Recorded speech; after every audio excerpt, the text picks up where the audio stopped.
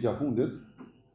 Esselamu alaikum hoxh, si duhet kuptuar hadithi ku pejgamberi alayhi salatu wasalam ka thonë: nuk ka abdes për atë që nuk e përmend emrin e Allahut.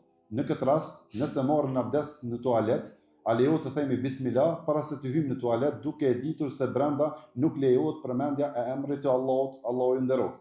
Wa alaykum assalam wa rahmatullahi wa barakatuh. Të gjitha hadithet të cilat thonë që të më bëj bismillah në fillim të abdesit janë të pasakta. Asnjë hadith i sakt nuk ekziston që kush s'bën bismillah para abdesit s'ka abdes. As që duhet me bë bismillah para abdesit. Kjo është çështja e parë.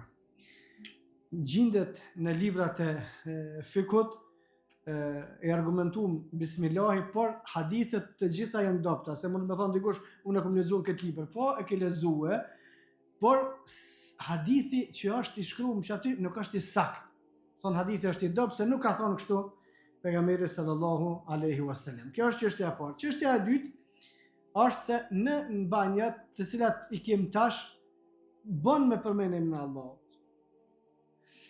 Për shkak se banjat të cilat organizimi i banjave që i kem na sot janë të ndome, që kjo është veni i sholës për kryen e nevojave fiziologjike.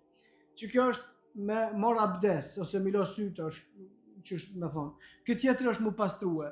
Domethënë te këto dyja lejohet edhe me thon bismillah, edhe me përmendjen e Allahut. Vetëm te pjesa që është vetëseje, që më thon, që është e përcaktuar për me kry nevojat, që aty nuk lejohet me përmendjen e Allahut. Do thonë se me thon bismillah para abdesit as nuk është sunet, as nuk është kusht, as nuk është kur gjë, për shkak se nuk ka hadith të saktë të transmetuar. Edhe në banjo përveç te pjesa kur është e përcaktuar si vetësi nuk lejohet përmendja e Allahut, në pjesë të tjera lejohet.